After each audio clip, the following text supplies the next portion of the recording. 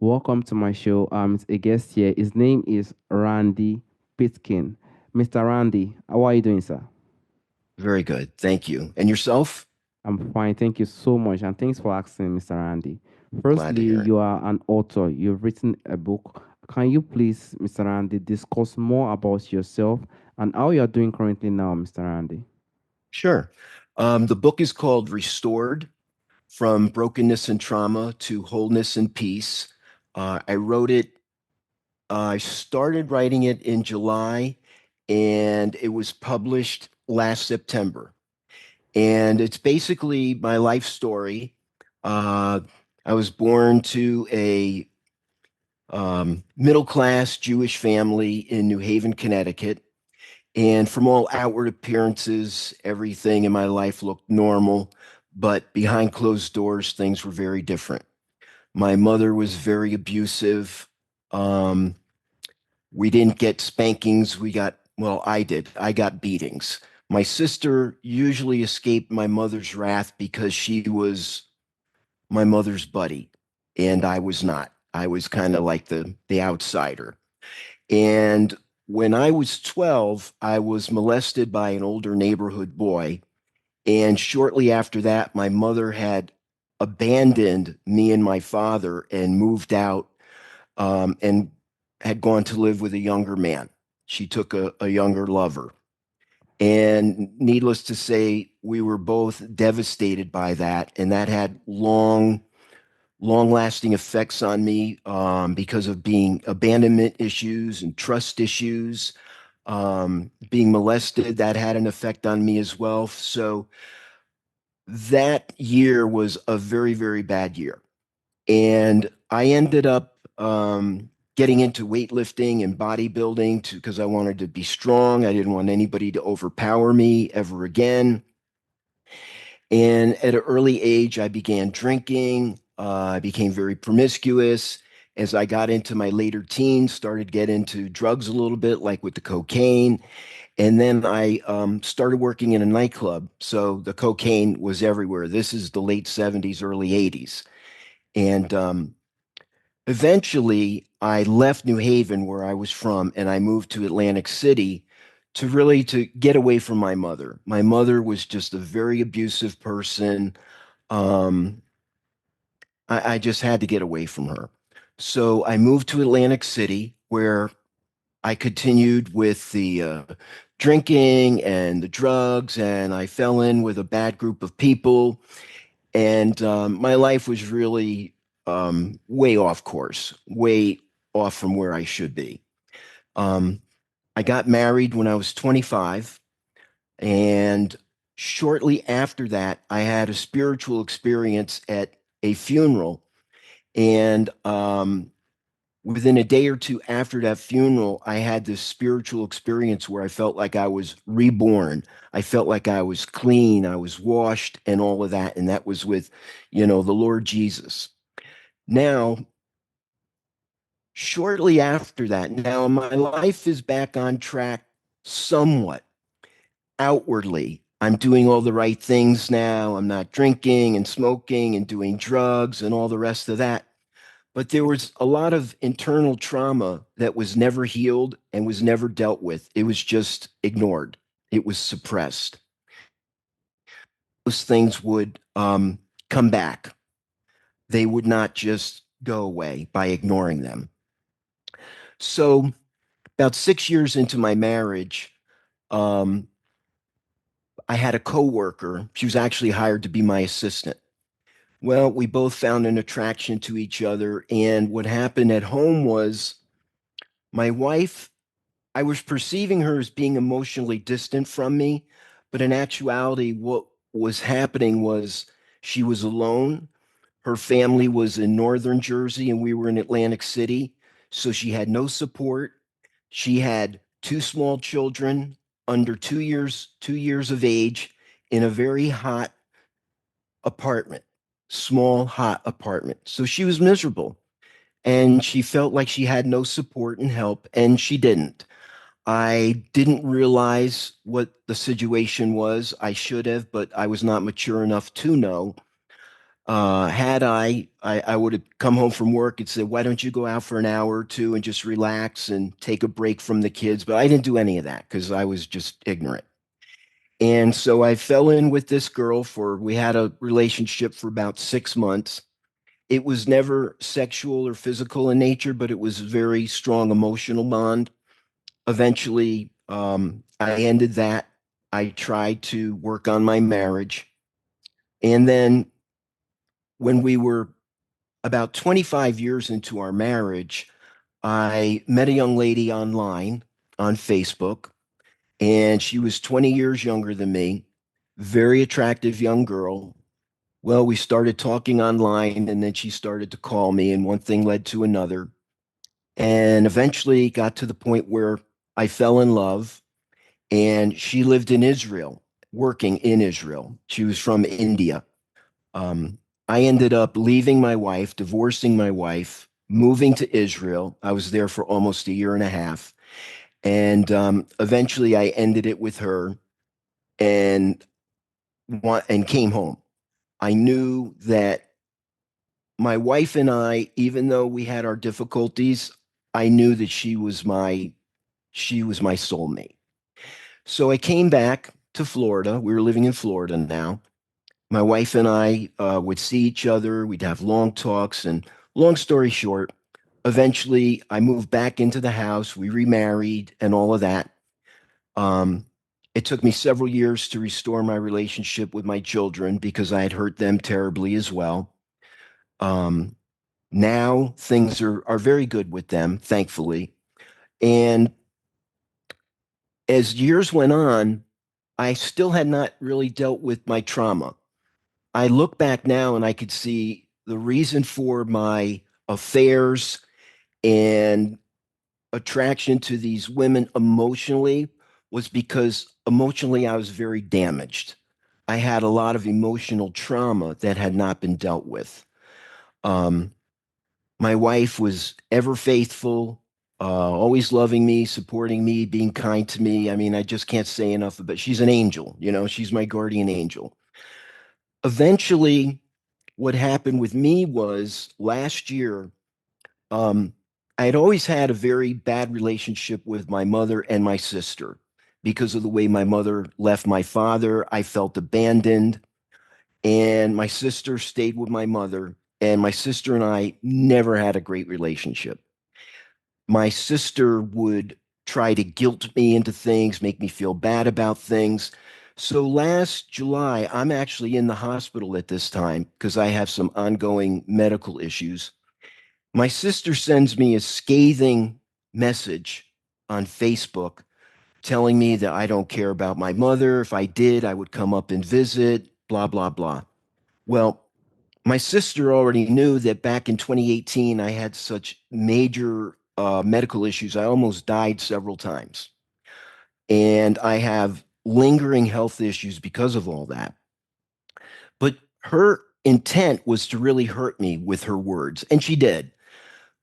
But it ended up being a good thing because it broke me. And my wife had actually reminded me of several things that my mother and my sister had done to me and said to me over the years that I had just suppressed and completely forgot about. That needed to come back to the surface to be dealt with. And I finally faced it. I acknowledged everything that they had done.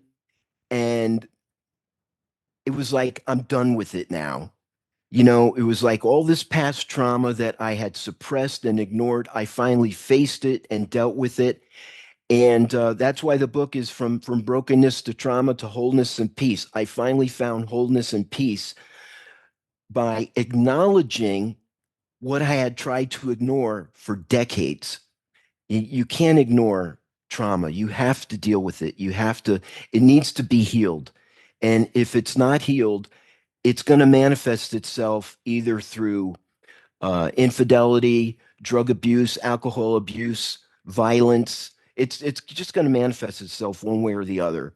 Because like that expression, I'm sure you've heard it, hurt people hurt people. So I was very hurting. I was hurting my wife and children, not intending to, not wanting to, but I was hurt. So there was a lot of fallout from my trauma. Um, After I had found some peace in July of last year, shortly after that, that first week, there was a lot of crying on my part, but they were healthy tears. They were cleansing tears. And very soon after that, I had my children come over because my children never knew I was molested. They never knew a lot of things, that my mother had abandoned me. Um, they didn't know the shame that I felt being molested as a 12-year-old. There was shame because my mother, now you have to remember, this is a Jewish neighborhood, very conservative. My mother leaves my father for a younger man, probably 20 years younger than her. That was a cause of embarrassment for me. And kids are just they're cruel. You know what I mean? They're merciless. So I would hear, all kinds of taunts and things like that. And it really had long-lasting effects on me. But my children didn't know any of this. So I shared my story with them and I decided to put it in a book. And I wrote the book, and it's called Restored because I feel like after all these many years, I am finally restored. I'm in a healthy place. I'm in a good place. My relationship with my family is never better. And one of the things that I've learned along the way that I share in the book is that you don't need anybody's permission to put out of your life anyone or anything that is harming you, hurting you, taking your peace away from you. Get rid of it. You don't need anybody's permission. It's your life. Take control of your life. You're responsible for it, nobody else. You're responsible for your happiness, nobody else is. And so there's a lot of life lessons in the book that I share as well. To definitely be a very, very powerful book. This is very inspiring and this is very emotional because I do usually hear, there was a person I had. She also usually says sometimes parents are not usually the best thing one could have. Some are lucky, why Right, some are not lucky. Some right. lose them early, and some, find it like just a lifestyle as a parent, and some are really hurt when Hmm. it comes to parenthood, trauma, and all stuffs like that. And hearing your own really bring a lot of, emotional field, even when it comes to a mother, doing Hmm. such thing to his son, like that is really, really huge. It would be very, very Yeah, heavy on you when we are young. It will not be sure. very easy. And I'm so glad that you are strong and you are healthy back today to just give this impact to others, to make them Yes, understand that you can face these issues, you can face it, because listening to this situation now make people know that one has even faced this situation before, and it is really, really massive. I'm just glad that everything is getting balanced now and the strength is back in. I would yes, like you to also speak to the listeners in one way or the other. With a person who has also faced this thing, there will be ways you've done it that really, really worked for you. You might have been in this situation for years and you might have not realized that that pattern is still making you to go back over and over till the time you actually confronted that situation. So, I would like to also, I would just have to, add those three questions together. How do you feel like one person, like if one has tried his or her best to realize that I think I am ignoring this thing and it is causing a lot of situation, it's causing me to, go into the wrong path in life. How do you right. think someone to start to, begin that healing process, Mr. Randy? And how do you feel like that person can start to, bring in trust again? Because it's definitely not going to be easy for someone to, have these trust issues in life. How do you think that person can build it again? I know it will take time, Mr. Randy, but how do you feel like? And what do you feel like are the first step, someone to just take in those situations when they also realize that that thing is already having impact on them, Mr. Randy? Sure. That's a great question. I'm glad you asked it. Let me throw something else in and then Mm. I'll address it. I was also exposed to pornography by my mother, and I was not even 10 years old. I was a child.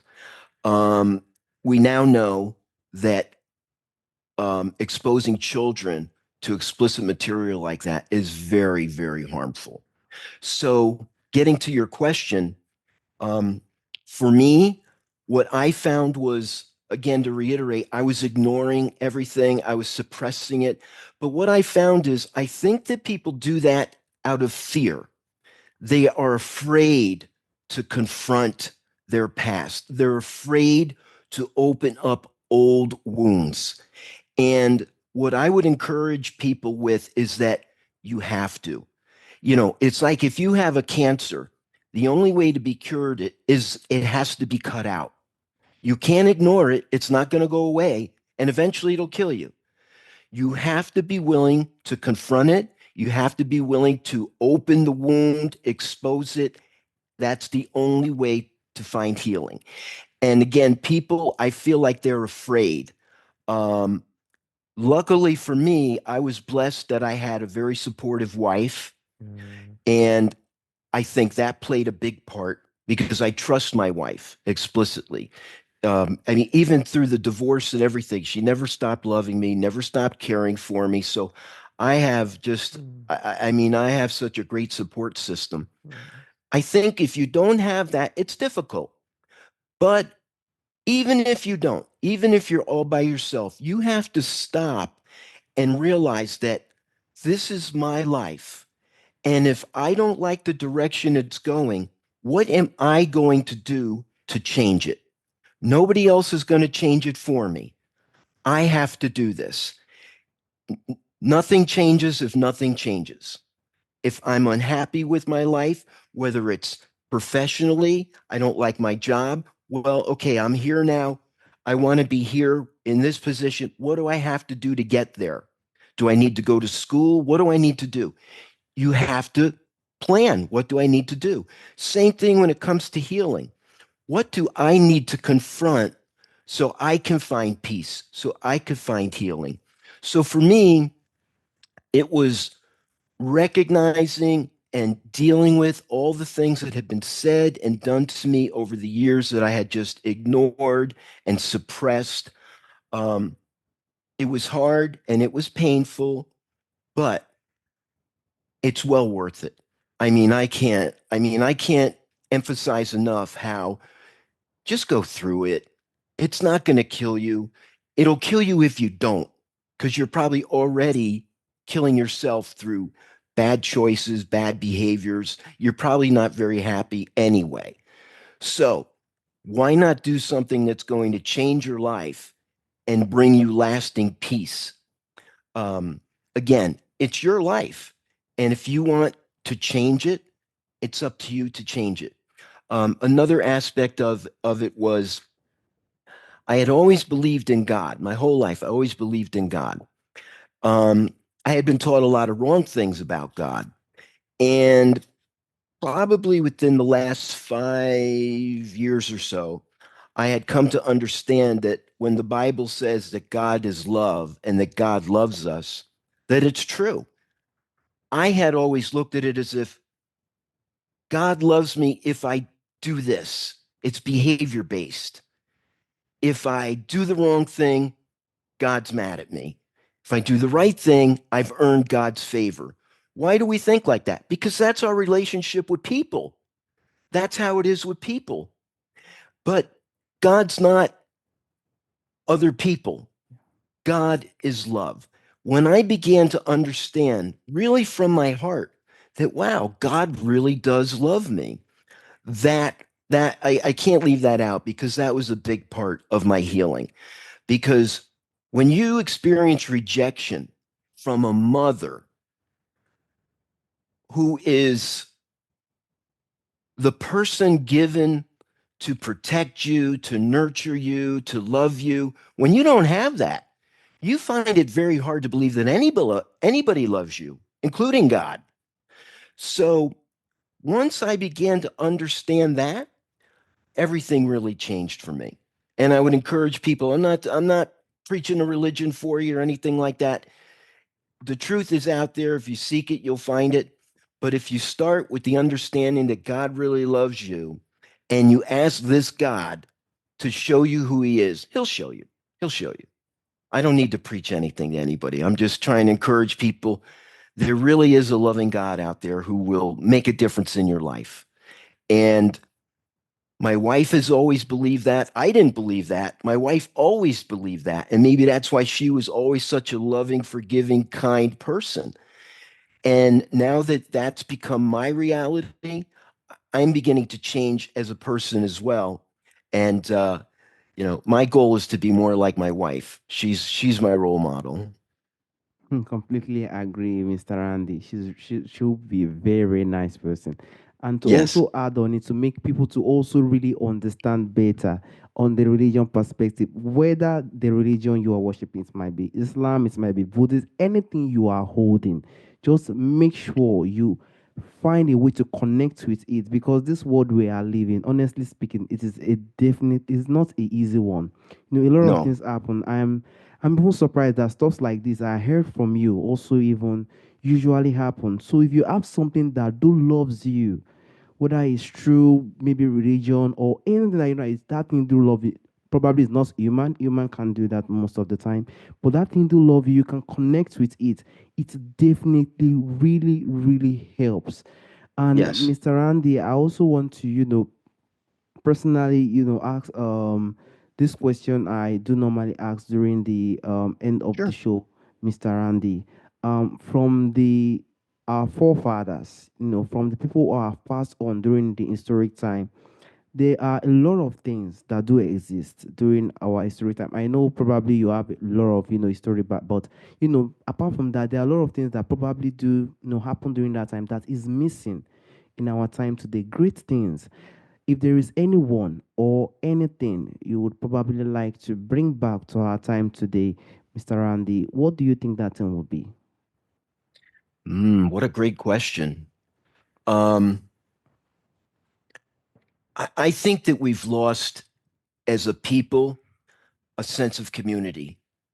Um, 100 years ago, most people were born in a town, they lived there and they died there. Now everybody's all over the place. You're born in one town, you move somewhere else, it's everybody's all over. And I think that one of the things that have hurt us as a society as a whole, as a people as a whole, is we've lost our connection to each other as families. Uh, I think it's beneficial for children to grow up with cousins and aunts and uncles and grandparents and all that kind of a thing. Um, and we don't have that. A lot of people don't have that. I mean, there are places that do, but they've become the exception rather than the rule. So I would say for me, I think getting back to family and a sense of community and belonging and having a group of people that care about you and they care about you, um, I think we really need that to produce healthy people and to just be better off as a society as a whole and as a world as a whole. This is a hurting world. There's a lot of hurting people out there. I mean, really, really hurting. Um, so that's one thing that, I would say, because I'm older than you. So I remember a time when things were a little different. But, you know, that was then and this is now. But I do miss growing up with cousins and grandparents and all that kind of thing when I was a young kid. I mean, I miss that a lot. I really do. Yes, I even definitely used to ask most of the time. During that time, is it the same way it is today? Those elderly people will say, no, it's never like the same way. It's really, really different. This human connection is definitely really missing. I will have to also Yeah. honestly tell you, most of the time, even in our place here, it is not easy. Everybody are just on their own. This sense of human caring and stuff like that is Hmm. definitely missing. And Mr. Andy, it's definitely hard. And I also thank God that everything is fine today. Even I myself, well, mine is not even that way. Me, it was even very early. I lost my own mother very early. But to see Mm. this type of situation, I also usually hear that sometimes parents are not usually the best thing. I also want to thank you for the time and the opportunity you brought out to inspire others with this information. Thank you so much, Mr. Randy. Oh, my pleasure. Thank you for having me. All right, sir. Thank you for having me. I hope that people, if they read the book, I hope they get a lot Yes. of encouragement out of it. There's a lot of life lessons in there. There's some spirituality, but no preaching. So I hope they enjoy it. Yes, the book Restored from Brokenness and Trauma to Wholeness and Peace. It will be a very, very good book. Definitely recommend. Thank you so much, Mr. Andy. Bye bye. Thank you again for having me. God bless you. Bye bye.